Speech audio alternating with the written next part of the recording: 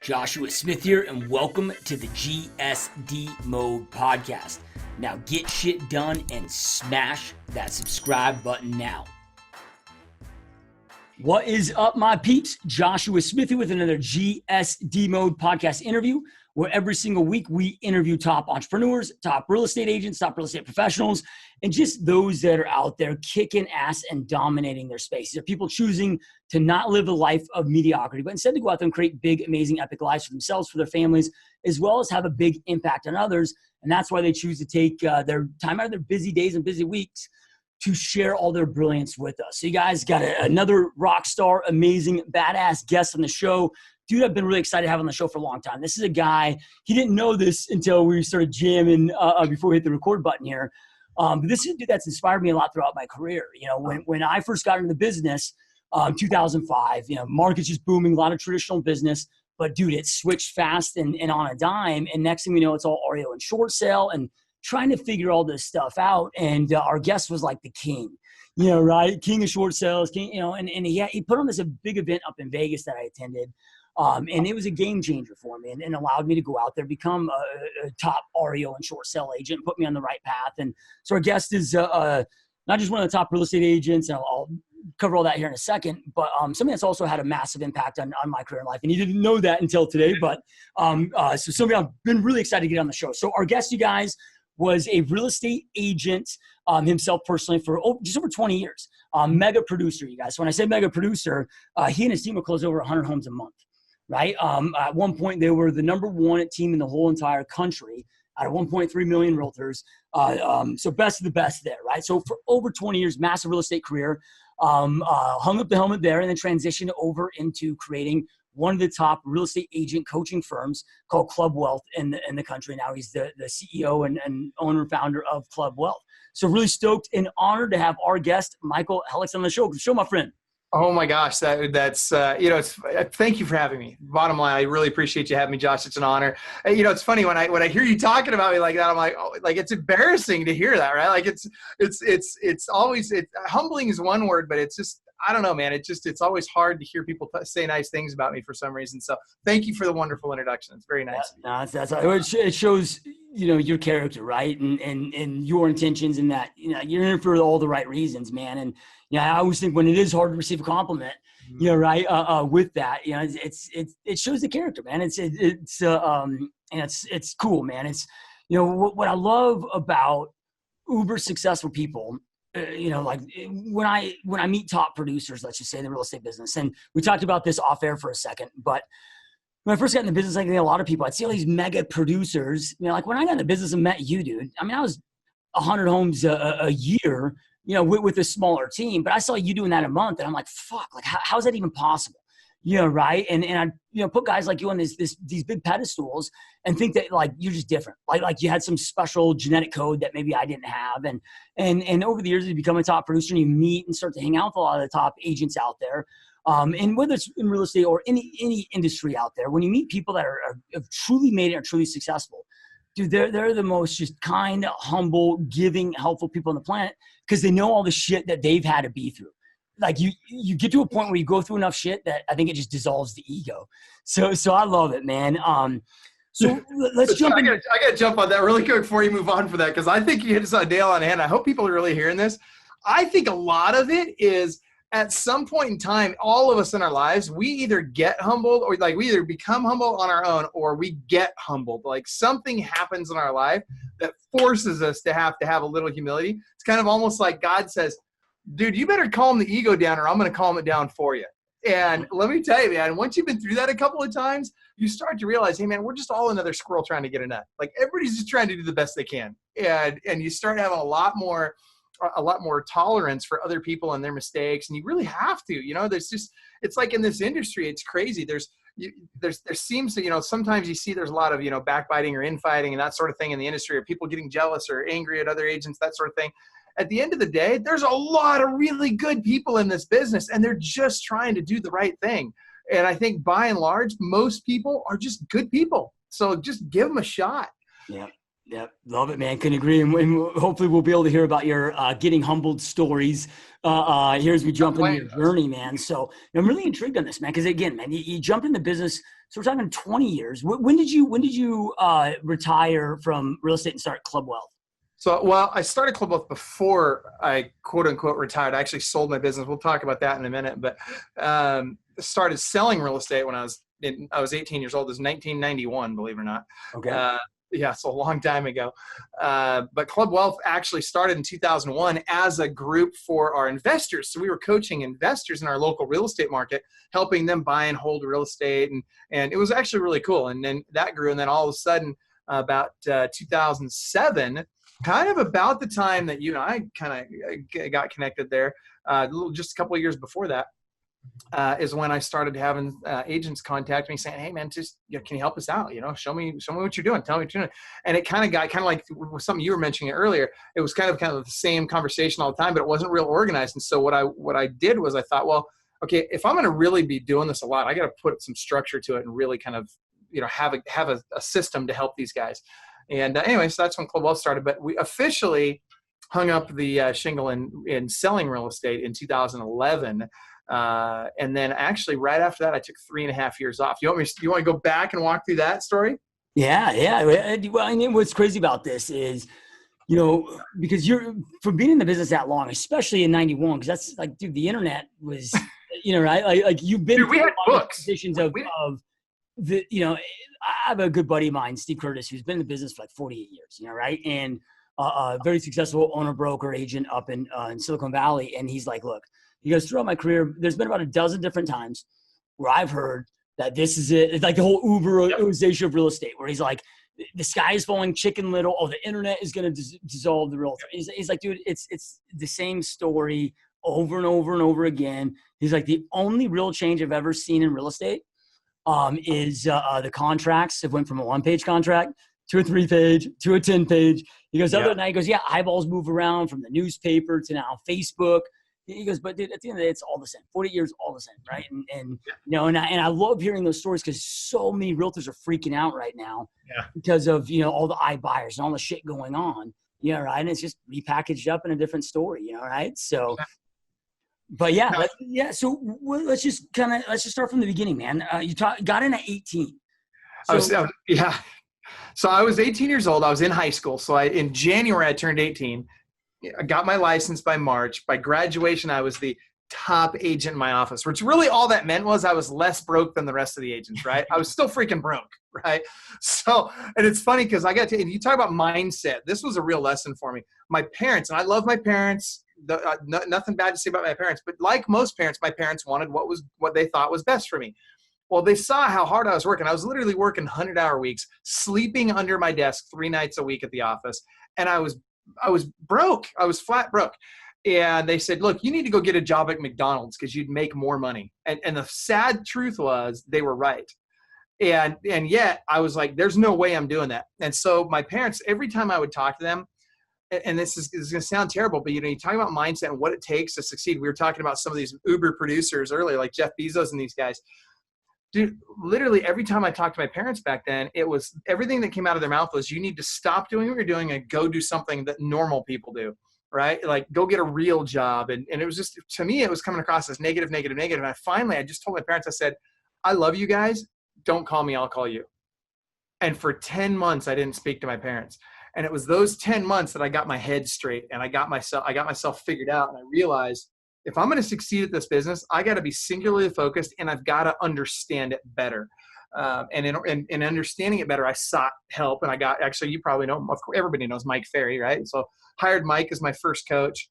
And he told me, and he changed my life. I'll tell you what he told, the sentence that I will never forget. And he's taught me a lot. But one of the things he taught me that changed my life was if you don't have an assistant, you are one.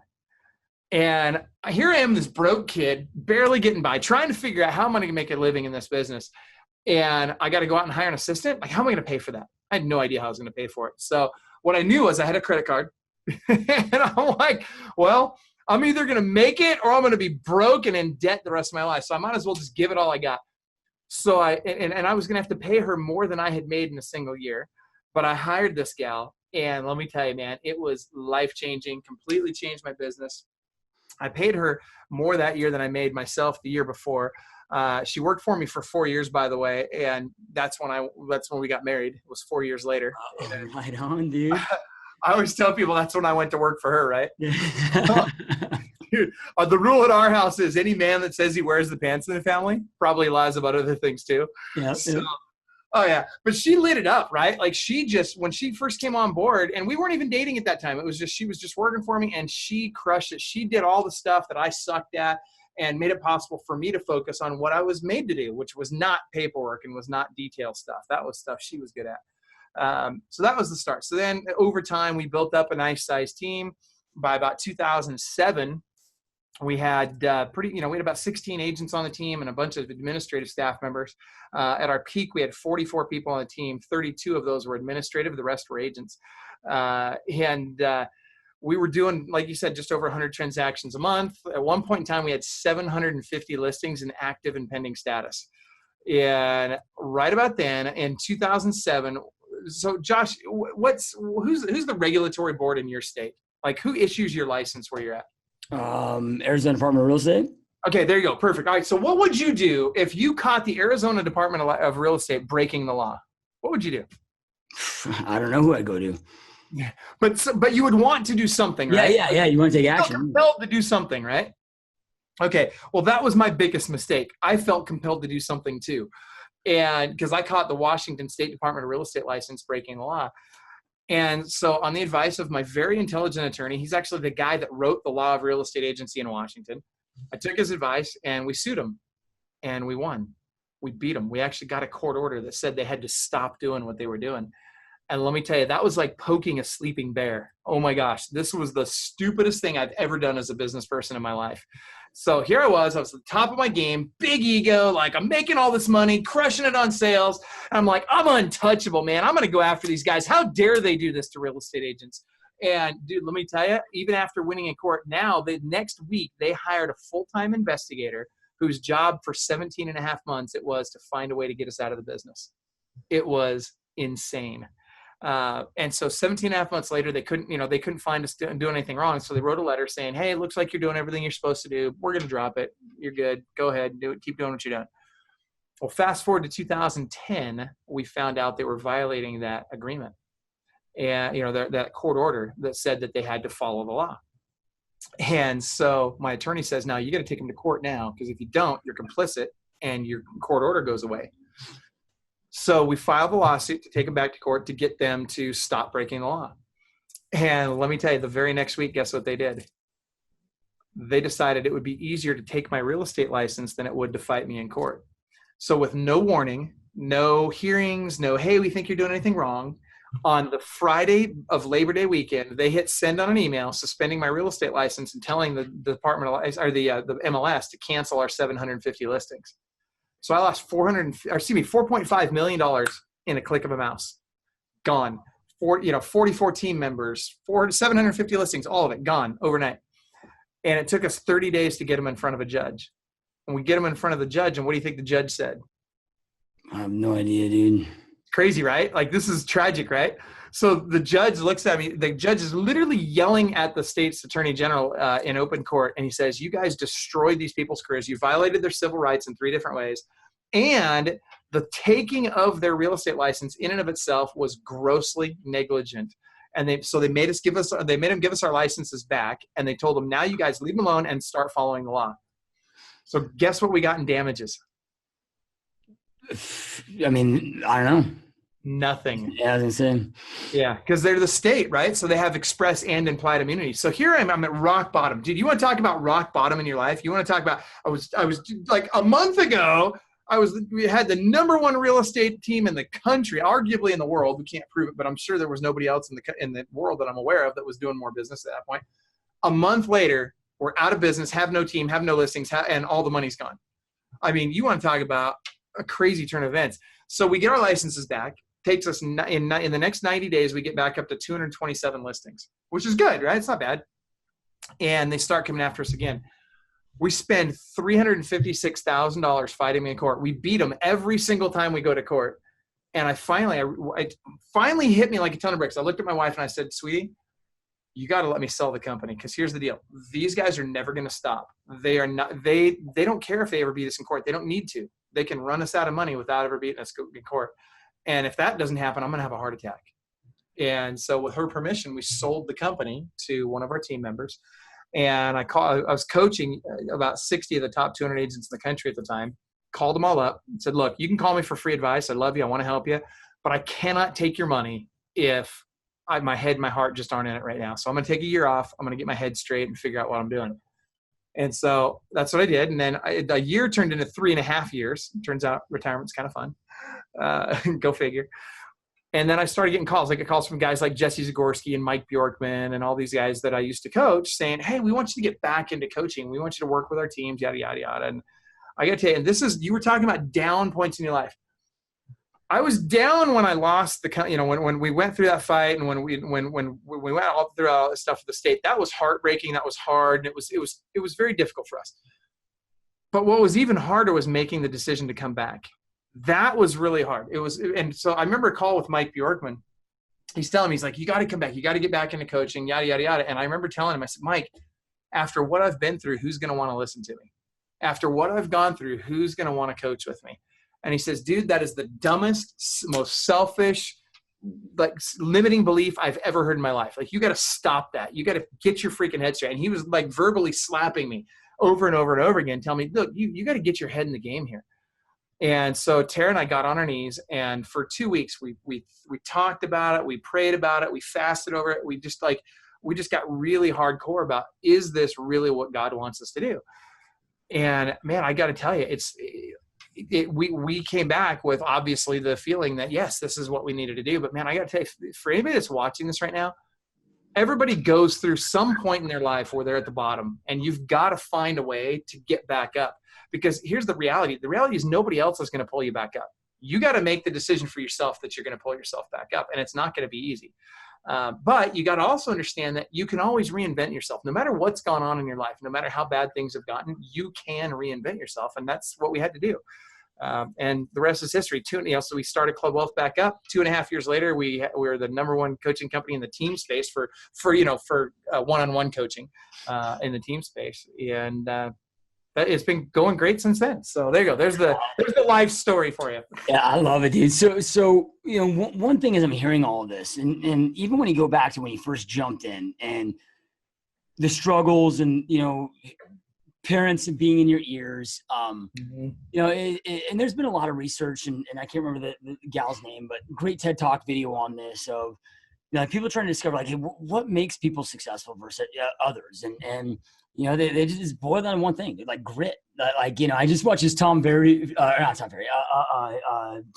video, right, about how 6th-round draft pick, 199th, whatever, and they're like, what everybody underestimated, like including the Patriots, because otherwise, if they knew what he was going to be, they would have snapped him up right away.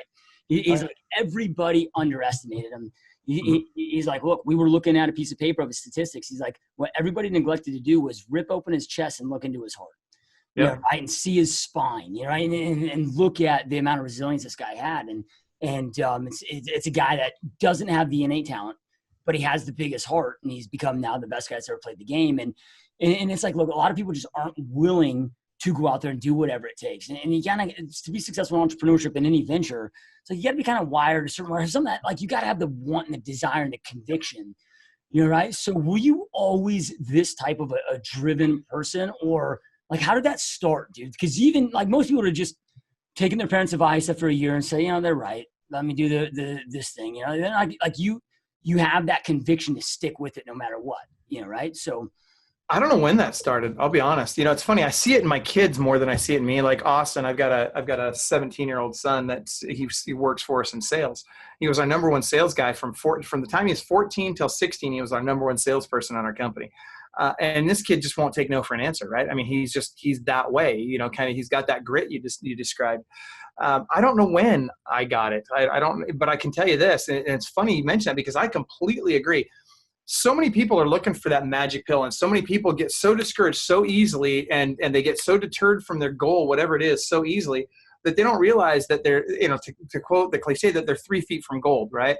And at the end of the day, success really is boring. It's not exciting. It's not like, oh, I did this magical thing and boom, it happened, right? It's no, I grinded it out day after day after day, and it freaking sucked. And I had people telling me I was a loser, and I had people, including people that loved me and people that meant well for me. But I had people in my life, and this goes for anybody. This isn't just my story. This is most very successful people.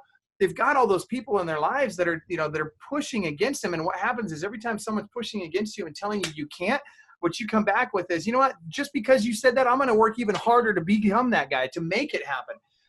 And I got to tell you, man, that's really kind of been, well, I tell you, the first time I remember this was when I was brand new in real estate. I was 18 years old. I was in this office. I had just received the award for top agent in the office, and every freaking 40-something-year-old agent in that office hated my guts. Everybody. And I remember this title rep walks in, and I don't remember the guy's name. I don't even think he's in the business to this day. But at that point in time, this title rep walks in. He's an older guy. He's been in the industry a long time. And he asked me, he says, well, what's your goal? And I said, well, I want to make $100,000 a year. And he looked at me like I was out of my freaking mind. He literally says to me, I'll tell you what, when you make $100,000 a year, you let me know when you have your first $100,000 a year. I'm going to go down to the Nordstrom's window in downtown Seattle. I'm going to pull my pants down and kiss my own rear end. I'm like, I can't believe people talk to people like that, first of all. Like, I couldn't believe what I was hearing. Second of all, as soon as he said that, I'm like, screw you. I'm going to do it just because you said I can't. So. Yeah, I love it. Yeah, I love it, man. So then, one thing that you said too, of in 2001, how Club Wealth started. Mm-hmm. Is, and the reason I'm so intrigued about this is, there's no magic pill, there's no secret, but there kind of is a secret sauce, right? Of hey man, if you're methodical with your strategy, yeah, right. It's like, okay, you start working with these investors, and most agents are working with investors, and it's like, hey, that's a tactic, but you blow it up by applying that strategy to it, and the strategy that you apply with Club Wealth with that is just brilliant, man. And it's about doing something different, adding value to the consumer that they can, and being able to bring people in and really create something that nobody else has. And one of my best friends in the real estate industry, who you may know, Leo Preha, who is I know Leo very well. Yeah, right. And now owner of Remind, with his team, you always look at like when he had his real estate team before he sold it. Dude, they were doing, they only had 10 agents, right? Very high price point, but 600 and some transactions a year. So the average agent was doing 60 plus deals a year, right? But they looked at certain strategies where they could get that reoccurring business and increase that business, but then do it in such a way where they controlled it and like they had what nobody else could service that clientele with. And so Club Wealth is like, hey, look, we want to go after these investor clients, which then it's not just one sell every 7 years, right? The average buyer sell, like they're repeat buying and selling. But then it's like, hey, we're going to go out there and create a firm that we teach people how to get into real estate, how to invest, how to create wealth. And then we go out there and get that business, right from it. And talk to us about that. Kind of how you did it, how you created it, and the success that it's had. Because I think that agents today more so than ever have to go out of the box with this type of strategies. Now that it's becoming more of a transactional business, right? You gotta be different. Well, I wish I could say that I started off with a great grand strategy. I really didn't start off that way. What it started off is I was just doing, a lot of people do home buyer seminars, right? And so what I thought was, okay, well, what are the big transaction points out there? You got buyers, you got sellers, and then you got investors, right? So I started doing seminars on all three. And then what I realized very quickly was, okay, the investor side, like these guys, like my buyers, they're going to buy a house once every 10 to 14 years, right? The sellers, they're going to sell a house once every 10 to 14 years. But these investors, now if I really start getting in with these investors, I can get them buying a house a year, even if it's just buy and hold. Like I didn't want to compete with the guys that were doing all the auction steps, the courthouse steps, doing the foreclosure stuff and all that, because there were some guys in our market like Dean Street was crushing it with that, and a lot of other guys, similar story. So I thought, and besides that, it wasn't really my strategy. I'm kind of more of a buy and hold guy rather than a flip properties kind of guy. So I thought, well, what I'm going to do is I'm going to do seminars. And I'm going to teach people how I've been, because I was buying a lot of rental properties at that point in time. And so I just thought, well, I'm just going to teach them how I'm doing it and see if I can get some of my existing clients to go out and buy a rental property. And so I started there, and all of a sudden they started buying some rental properties. And it started off with just a few people. And I'd do these classes, and I'd have 10 to 20 people show up. And then maybe 5 of them would end up doing something with me. And then I started realizing, hey, wait a minute, now they need tips on how to manage the tenants. Now they need help on, how to handle these rental properties now that they have them, and then how to go out and do it some more. So that's when we started getting more regular with what we were doing with these guys. And we started holding regular meetings. So first it started off as once a month. And then they said, no, we want more. So it was twice a month. And then they wanted more. And so it was once a week. And all of a sudden, I went from very little attendance to all of a sudden every week I've got 60, 70 people coming out to a meeting. And all of these people are now, to be at the meeting, you have to have a buyer agency agreement with me. So now to be at the meeting, they're all clients of mine. And they're all buying more rental properties, and they're all getting each other excited about buying more rental properties. And it just, oh my gosh, it just took off, and they all did very, very well with it. And so yeah, it was. But again, I didn't start off with this. Oh, I've got it all figured out. I've got the grand plan. And really, what it became is it was kind of, again, that grind, right? It was every day. I kept plugging away, and there were lots of times during that phase where it looked like it was all going to collapse. Where I had to have a meeting and 5 people would show up. And I'm like, oh my gosh, is this really worth it? Like, am I doing something wrong? Is everybody leaving me? What's going on? And self-doubt starts to creep in. And, but yeah, I just kept grinding away at it, and it worked. So, yeah, I mean, it's just so amazing, right? Cause it's, I had another dude, on the podcast, a top realtor in Hawaii, and, he does something similar. His niche is, people that are elderly that are having to sell their home and go into assisted living. And so we started holding these seminars, not about how to sell their house, right, but on how to make that transition. And they, they facilitate the experience where they have people that will do the trash outs, bring everything to storage, help them. They've connected the relationships with all this stuff. And he goes to me, he's like, look, man, he goes, now I have 32 people in a room. I'm doing 32 listing presentations all at one time. That's right. And so when you hear, and I only bring that up because some people might be like, well, I'm not an investor like Michael. Like it's so easy to give this like limiting belief of why we can't do what you did. Right. We can really apply it to any niche that you have. It's just delivering value, delivering education, getting them to want to show up. And, but when people hear like doing 100 homes a month, right? Cause we only have so many hours in a day, right? You were just able to, and maybe it started on accident, but you strategically put pieces together. We're reflecting and working every day at creating the process and perfecting it. And that's how you go to 100 homes a year, because you didn't really have that big of a team, right? When you really break it down, your agent count is smaller than my agent count, and we're not doing the units that you did. You just found a better way to do it. I'll tell you what was interesting, and it's one of those things. First of all, nobody ever believes it when they first hear it. They're like, "There's no way." Do you know Verl Workman, by the way? Yeah. Super good guy, right? So Verl's a very good friend of mine. He didn't believe it, right? He's like, there's HELLICKSON, there's no freaking way. And what he really didn't believe was when I told him, so I was on the listing appointments, I was actually listing 50 to 75 houses a month, not counting the REO, which was about half of our business, and not counting my team. That was just me going on listing appointments. And I was doing that in 12 days a month. Verl calls me up. He's like, there's no way. You are lying. There's no possible way that you're actually doing that. I'm like, dude, come out.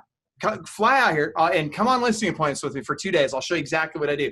So he shows up. Now I love Earl's if you guys don't know him, he's one of the nicest guys on the planet. Super cool guy. And he shows up and the night before I pick him up late, at the airport. I drop him off at his hotel and I said, okay, here's what's going to happen. I'm going to pick you up tomorrow at 7 a.m. You're going to get in the back seat of my car. You can't sit in the front because that's where my stuff sits. Because I got a thing that I do, right? I'm making my follow-up calls in the car, in between appointments, all that. So you're going to have to sit in the back. And he looks at me like, you're joking, right? I'm like, no, like truly, you're going to have to sit in the back. And I said, and you're going to want to have eaten by the time you get in there because we're not going to have time to stop for food throughout the day. I'll have protein shakes with me. I have my powder and I got bottled water in the car and I pound my protein shakes throughout the day. So we won't have time to stop to eat. And I said, and then you can't say anything during the day. Like until 10 o'clock at night, you can't say anything because I've got to stay on my game. I got to be efficient, right? And he's like, oh my gosh, what have I got myself into? And I said, look, even when we go to listing appointments, you can say hi. That's the only word you can say. And you can shake their hand, but that's it. I said, if they look at you like, save me from this crazy person, I don't want you to say a word. And if the house starts burning down, right? If the house catches on fire, just walk outside quietly and go call 911 and then come back inside and watch me close them before the house is ashes, right? But just don't say anything. And so we go on 14 appointments in 2 days. While we were in the car, I said, so I make 115 to 125 follow-up calls from the car in between appointments. If I get a no-show, it's awesome, right? So it gives me a chance to make some more follow-up calls. No big deal. We go 14 for 14 in those 2 days. We list every single one of those houses, and it was all different scenarios, and they were all different backgrounds. And I had crazy people. I had husbands and wives getting divorced, yelling at each other. I had one house that was actually a burnout. These kids had invested in. But point that I'm trying to make is what I did every day wasn't magical. People think it was magical because of the numbers. But what I did every day was think about the basics, right? There's 3 things you have to do. You want to be successful in this business, it really boils down to 3 things. Lead generation, lead follow-up, and lead conversion. That's it. There is nothing else. If you do those 3 things consistently at a high level every single day, you're going to make money in this business. So what I did was I just figured out how to give everything else away to somebody else. So I didn't do anything else in my business. Like I take a listing, I take that paperwork over, I put it on my assistant's desk. I don't ever talk to that person again unless they need to be reclosed. And that's the only time I ever talk to them again. Otherwise, my team does everything. But you have to do that. You have to get yourself in a position where, like, for example, I didn't make any lead generation calls anymore because I had developed lead generation systems. I had, right at that time, I probably had 25, 30 lead gen systems that were on autopilot. And I didn't have systems that each month each kicked off 50 listings. I had 25 or 30 lead generation systems that each kicked off 1 or 2 listings a month. That's fine. That's great. I made sure I put them on a system so that every single time that they were automated, and all I had to do was make follow-up calls, not lead generation calls. Does that make sense? Yep.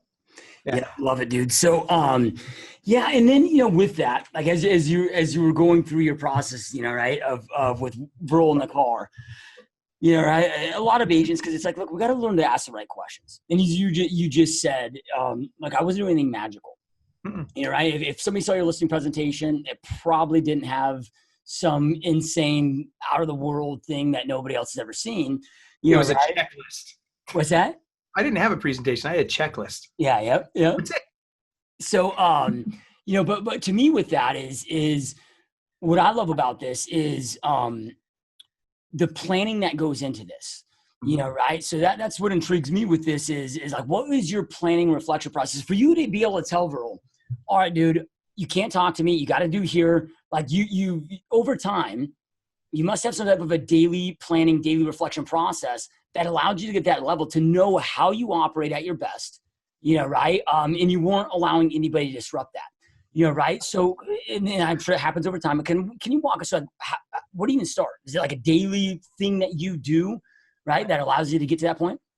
I would love to say that I'm doing the miracle morning thing and then I get up at 4 a.m. and work out and blah, blah. Dude, let me tell you, 5 months ago, I was 274 pounds. Today I am 196. So I'm 194. So I'm down 80 pounds in 5 months. Why? Not because I was disciplined, but because I went and got weight loss surgery. Because I knew that I couldn't stop eating and I wasn't going to work out. So I went and just took care of it with weight loss surgery. So what I've done, and so like I can't say that I had this uber disciplined morning schedule or anything like that. What I did was, yes, I showed up every morning early. So at 7:30 in the morning, I was in the office working, period. Every single morning, 7:30, I'm in the office working. And that was non-negotiable. I worked 4 days a week. I worked Monday, Tuesday, Wednesday, Thursday. I took my weekends off. And so those 4 days a week, I'd work 7:30 till 10 at night. So 7:30 in the morning till 10 at night. And what I would do is my entire day was scheduled. So like if you look at my calendar now, it's the same way, right? So I had to figure out how do I put the right people around me so that every single day, all I do is the thing that I do best, which is go from appointment to appointment to appointment to appointment. So like, for example, today I have 9 ISAs that keep my calendar full. So literally every day from 5:30 in the morning till 6 o'clock at night, Monday through Thursday, and then I work until 1 o'clock on Fridays. My schedule is literally full with no breaks, no lunch break, nothing. And it's just back-to-back calls. That's what I do all day. So was there, in terms of planning, did I plan all this? No, I screwed it up. That's what I did. I freaking screwed it up all the time. And I just figured out how to fix one mistake at a time.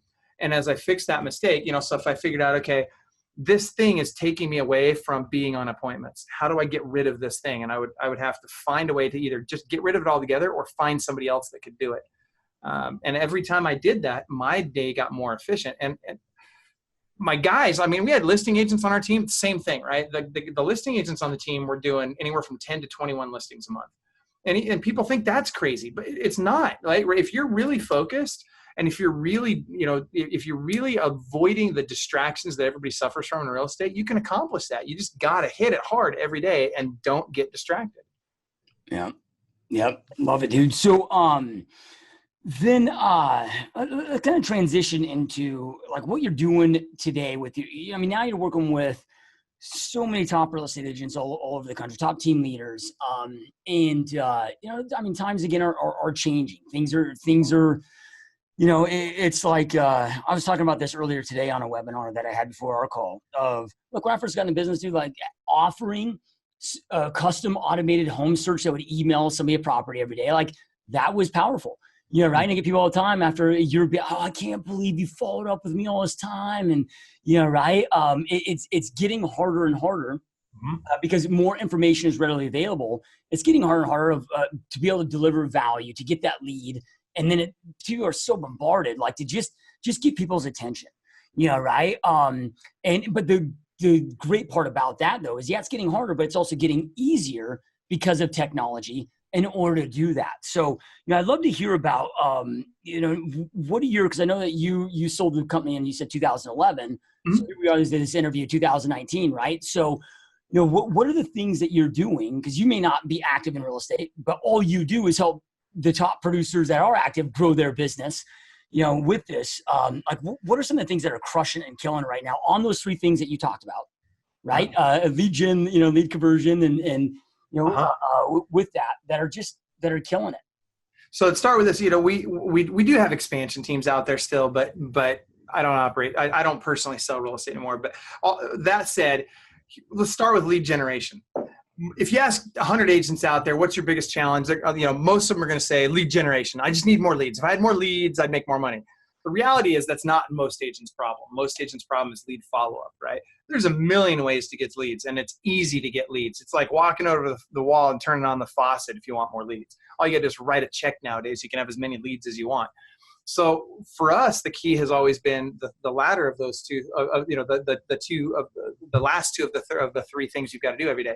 It's lead follow-up and lead conversion. So on lead follow-up, what we've figured out is speed to lead nowadays is mission critical. Like there is nothing more important in lead follow-up than speed to lead. So it used to be back in the day, Josh, when you and I were started doing this, back when we were writing contracts on stone tablets, if you got back to somebody same day, it's no big deal. They'll probably still work with you. Then it was, a few years back, 6-7 years ago, Harvard Business Review came out with that study that said, if you don't respond to somebody in the first 5 minutes, your chances of connecting with them drop by 900%. And so everybody's like, oh my gosh, I got to get on these leads in 5 minutes. And so they started getting more aggressive. Well, then we did a study. I've got a client in San Diego, Jesse Zagorski, and he's got an ISA named Benson. So we did a little study with Benson. I called Benson up and I said, hey, here's what I want you to do. I want you to contact each one of these leads. As soon as you get an internet lead that comes in, I want you to, instead of looking the lead up, just hit send on your phone. Don't even look the lead up. Just call them. While it's ringing, you can look the lead up. So they did it. So Benson did this. And the goal was I wanted him to get on the phone with them in the first 30 seconds every single time. And dude, let me tell you, he nailed it. For 2 weeks, he did exactly that. Got on the phone with them every single time within the first 30 seconds. And as you can imagine, his conversion rates went way up. His contact rate and his conversion rate went way up. He was setting a ton more appointments. And so then I asked him, I said, well, let me ask you this, Benson. While you were on the phone with them, how many other agents called them in those first 5 minutes on the phone? And what do you think he told me? 0. Actually, that was what I thought he was going to tell me. I was convinced that's what I was going to hear. But he's in San Diego. And what he told me was 4 to 5 other agents in the first 5 minutes. And so I'm thinking to myself, okay, well, what do we know about real estate agents? What do they suck at, right? Like, what are real estate agents not doing at a high level? Follow-up, right? The vast majority of real estate agents out there are not rock solid on their follow-up. They might make that initial call, but the chances of them making a subsequent call drop dramatically. In fact, the chances of them making a subsequent call are less than 48%. That's a big number. So what I told him to do was keep him on the phone for 5 minutes. Keep that seller on the phone for 5 minutes, because what we know is if the other agents are calling them up, more than half of them are never going to call back, and that person's not going to call them. They're going to go to voicemail, game over. You've eliminated over half your competition. So then what we figured out is, okay, well, what about those people that don't answer the phone right away? So I call somebody up, and I call this internet lead up. They don't pick up the phone. What do? Now, most agents are going to leave a message, right? It's the worst thing you can do. Hang up the freaking phone. We literally immediately hang up the phone, no message. We do what we call double dial, right? So we call them right back. And this time, if they don't pick up the phone, we hang up again.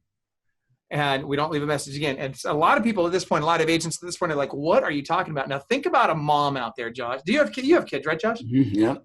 All right. Think of any parent out there, right? Somebody calls you from a number you don't recognize. You don't answer. They don't leave a message. They call again. You don't answer. They don't leave a message. Then you get the following text message. And this text message, 3 words. These 3 words get us a response 85%, well, 83 to 85% of the time. Super simple. Is this Susie? Like whatever name they registered with online, you just say, is this so-and-so? And they almost always respond back with yes. And my immediate response is very simple. My immediate response is, I'm calling you now. What's going through their mind? Yeah, something important, something, yeah. Something's wrong with my kid. Is my kid, if they got teenagers, are they in jail? Did they get in a car accident? What's going on? They're going to pick up that phone call. And here's the thing. I'd rather have them tell me no right now than for me to follow up with them for 3 or 4 months and then have them tell me no. I want to get that no today so that I can get to my yeses. So this thing freaking works like a charm. It's incredible how well it works. Now, let's say I still don't get a hold of them. Let's say I call them and text them. And I still don't get a hold of them. Then I'm going to put them on my long-term nurture campaign. And so here's what I'm going to do. It's very simple. We call it the rule of 3. 3 times a day for the first 3 days. I'm going to call, text, email, voicemail, video text, and video email. And then I'm also going to Facebook stalk them. I got to do all this stuff, right? It's a lot of stuff. But I'm going to find out how they communicate best because it's not going to be in my way. It's going to be in their way. So then I'm going to do this 3 times a day for the first 3 days, 3 times a week for the next 3 weeks, and 3 times a month for the next 3 months. That's a lot of follow-up. But I found that if we can get both the speed to lead and the tenacity of follow-up up, the conversion is insane. This is especially particular, this works especially well with seller leads. And that's one of the reasons we were listing as many homes as we were. Yeah. Making sense so far? Yeah. No, I love it. Thinking I'm crazy yet? It's still, I remember my buddy Chad Goldwasser, who I know Chad. Yeah, right. He called it, what was it, like the bulldog, like 3-2-1 bulldog or something like that, where same thing, like 3 different calls, just bam, bam, bam, but he'd do it from a different line each time in the room, right? And I mean, it's crazy, dude, right? Because I mean, at that point, like, I mean, if we just put ourselves, as you talked about and framed it, in the position of the consumer, which I don't think sometimes as real estate agents we do, if like, dude, I never answer my phone ever. But if somebody blew up my phone 3 times right now and within a minute, it's going to create that curiosity where I'm going to wonder what's up, and they're probably going to get a call back, right? Yeah. So then when you said don't leave voicemails, we're seeing so many agents now because they don't want to do the dials, right, that are using like a slide broadcast, voicemail dumps. Don't get me wrong. I like slide broadcast for some things. Don't get me wrong, but dude, that's a weak excuse for people not to make calls. I get. I'm sorry. Keep going, man. I get it. Yeah. Well, I was just curious if you're totally anti it or if there are reasons and times that you like it. There are reasons and times I like it. Sure, absolutely. But I'll tell you, by and large, for most real estate agents, probably not. Right? Why? Because let's say, for example, client events, right? And client events are a great way to get more business out of your sphere of influence. And so many agents don't want to do it. But the reason we hold client events is there's one primary reason why we hold client events. It's to give us an excuse to call somebody without being self-serving at all. It's all we're doing is calling to give them something. If I slide, and it kills me when I hear agents, I'm holding a client event, and I sent out a slide broadcast to all of them, or a direct to voicemail message to all of my sphere of influence to invite them. Like, dude, you just missed the entire point of holding the client event. Because here's what happens. Like Christy Lundy, another agent in San Diego, like Christy's, she was skeptical about doing the client event thing. I had her do her first client event. She had 40 people show up to her client event, but she did 5 transactions from that one event. 4 of those 5 people didn't even show up to the event. So what happened? It was when she called them, they would say something like, well, Christy, we're not going to be able to make it this weekend. We're kind of busy. But, it's interesting you called because our kids were thinking about buying a house. And by the way, she didn't use any corny, oh, by the way, if you were thinking of buying or selling, I'm like, no corny freaking, scripts like that. No, none of this. Like, don't do that. That's very self-serving, right?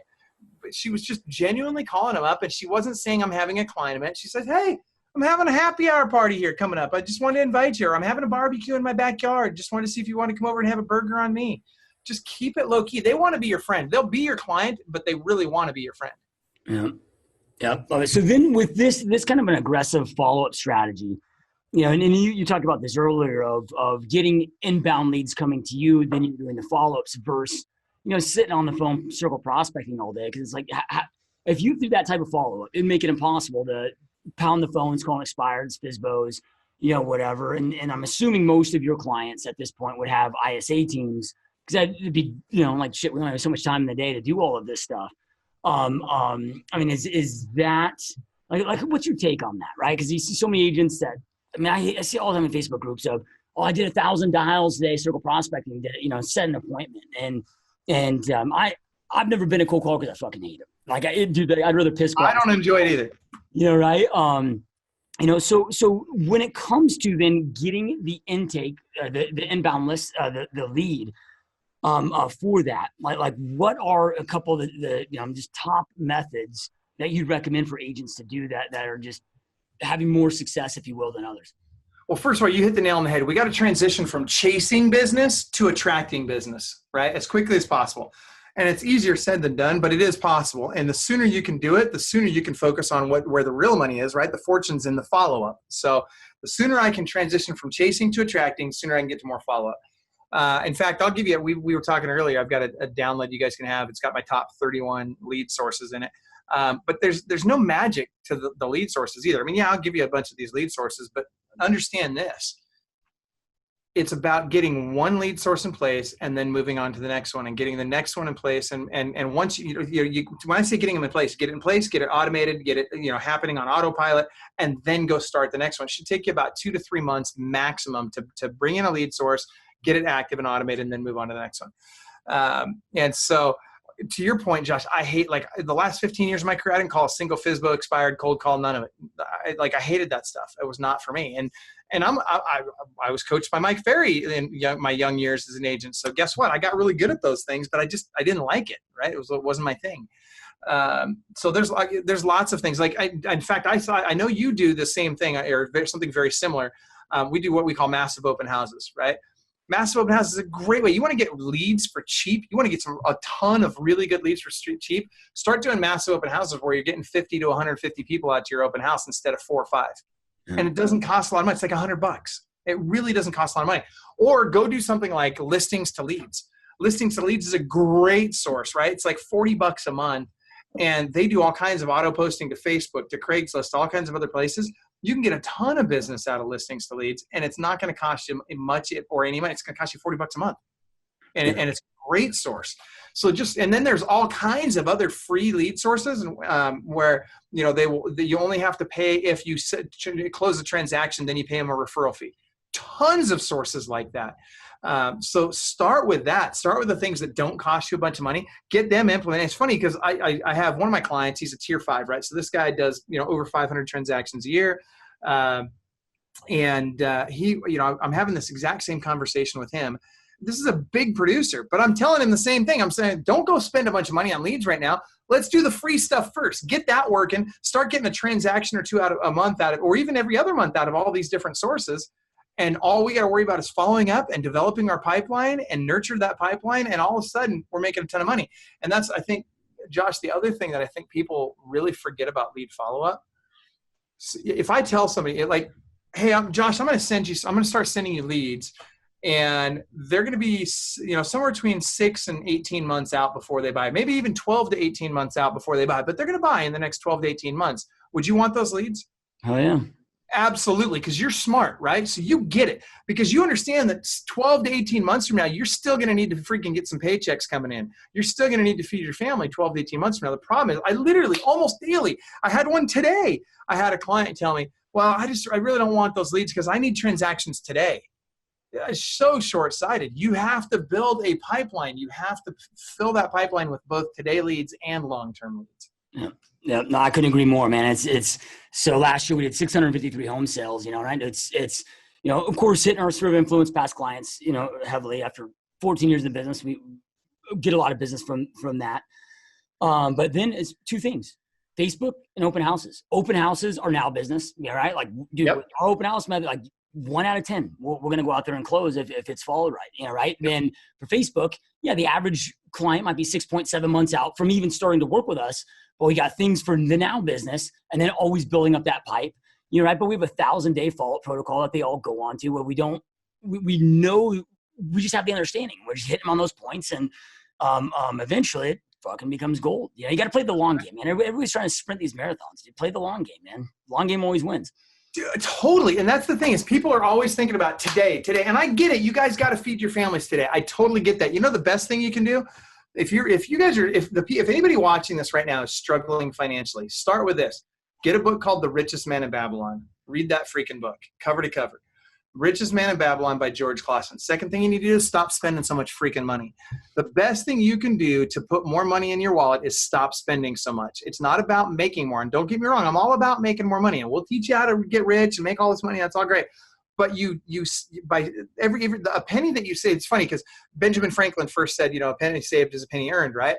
But what's really interesting is if I want to go buy $100 dinner, if I'm running a big team, you know, I've got like at Josh's level, for example, and he, you know, at his profit margins, you know, he's probably operating at about a 38% profit margin would be my hunch on your real estate team, or somewhere thereabouts. And so for you to go out and spend $100 on dinner, you actually your company has to make $366. Now you start thinking about those numbers. Saving money makes you more than making money. Not spending that dollar is more efficient than going and getting another dollar that now you get taxed on, and now you've got to pay expenses on and all this other stuff. Yeah, love it, dude. So I know you've got a hard stop in about 10 minutes with the call. And those that are watching and listening to this, wherever you're at, where Michael mentioned the download with his 31 lead tips, we're going to have a link right below. So right below this, you guys can click that, get it right away. So I want to make sure that you are aware of that. You know, man, you're a dude that's obviously created so much massive success yourself, and not just in your real estate business and so many other ventures. You know, with the coaching company that you have, and I know this isn't your intention here to sell anybody, but I'm such a big believer in not just self-development, but the right self-development. You know, right? I have wasted hundreds and hundreds of thousands of dollars because it took me like 8 years to just wake up and understand, you know, that it's not about self-development, it's about the correct self-development. Yeah, right. Correct. Getting the right advice from the right people is critical. You know, right? I love doers. I hate theory, man. And you're a guy that's done it, that's built it, that's now giving all that information. And that's the ultimate hack. What people don't think about is time. You know, like you and I spent a decade, you know, I'm not at decades yet, you know, right? But trying to figure this shit out, right? And somebody can jump in your program and figure out what you did, took you 20 years, and they can figure it out in 6 months, you know, right? Or whatever. It becomes that ultimate hack. So with that being said, man, like, how do people get in touch with you, book a call with you, talk about their business, and you know, see if that's a fit for you? Because you guys are killing it, man. Well, I would start with this. First of all, I agree 100%. So we have a core value at Club Wealth. Our two main core values. One of them you see up on the sign up there. It says no success in the world can compensate for failure in the home. Like that is our ultimate. That's our 100% our core value. Another one of our very important values is if you want to climb to the top of Mount Everest, you need a guide that's been to the top of Mount Everest before. Yeah. And if there's one thing that just kills me in this business, it's how much money people spend having people teach them stuff that have never freaking done it. And so for us, like to become a coach with Club Wealth, we have over 60 coaches. And let me tell you, to become a coach with Club Wealth, you have to produce at a higher level than the people you're going to be coaching, period. Or you know, and you have to start off as a client, then you can be, you know, eventually potentially become a coach. But so we break it up into tiers. If I'm in tier 1, I'm doing 0 to 25 transactions a year. Tier 2, I'm doing 25 to 75. Tier 3, I'm 75 to 150. Tier 4, I'm 150 to 250. Tier 5, 250 to 500. Tier 6 is 500 to 1,000. And tier 7 is 1,000 transactions and more a year. So no matter what tier I'm in, my coach is in the tier above me and has a coach in the tier above them. And let me tell you, this is mission critical because no matter where I am, I always have somebody that just came through what I went through and knows how to get beyond it. And I've got the support of everybody else. So it really matters. So in terms of getting hold of, we do what everybody does, what a strategy session, right? All the different coaching companies out there do something called a strategy session. Here's the question I want you to ask yourselves. who's the person giving you the strategy session? Who's the person doing the call with you? Is it a salesperson trying to close you on coaching with the company? Or is it one of their actual coaches who's produced at a higher level than you that's capable of actually going in and looking at your business, figuring out what the holes are, telling you how to fill them, and then also helping you build a roadmap for the next 12 months so that by the end of the call, you literally have your next 12 months laid out. That's what a strategy session should be. That's how we do it. So if they want to reach out to us, just go to clubwealth.com. And there's a link right there. You can sign up for a free strategy session. I'll be honest though, we're usually about 4 weeks out because we have limited bandwidth because our coaches actually sell real estate too, right? So they have only a certain amount of time they can do the strategy sessions.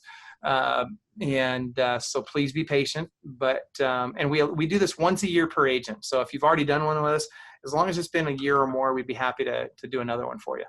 Yeah, I love it, dude. And it's one of these things where, you talked about weight loss earlier, and, I used to be morbidly obese. I lost 118 pounds, kept it off now for over a decade. And when I was personal training and helping people, so all my businesses are around either real estate or health and fitness, right? So we've got some digital coaching, health and fitness products, supplement company and whatnot. And I've got a couple business partners in some of these ventures. And, they're just like, one's like an ex-pro bodybuilder, and one was like an star athlete, collegiate athlete, and dude, they've always been like, they're built like gods, and they've never struggled with weight loss. And sometimes they may not be able to understand, right, what that pain is to go through. Where like for me, right, knowing what the pains that the pains that really exist, like how Taco Bell was my jam.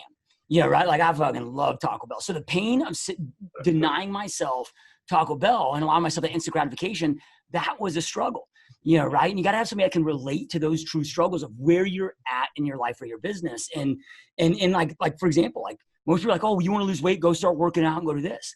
Dude, I every time I worked out, it would increase my appetite, right. Where then it would wreck my diet. So I had a diet for 6 months before I could even start working out and get control of my appetite, right? So just the standard advice, it's not a one size fits all. And the only way that somebody can truly help you is to know those pains that you've walked through and been through at each different level and phase, man. And I mean, you're actually the first dude I've ever heard that has that kind of a structure, which I think is so freaking awesome.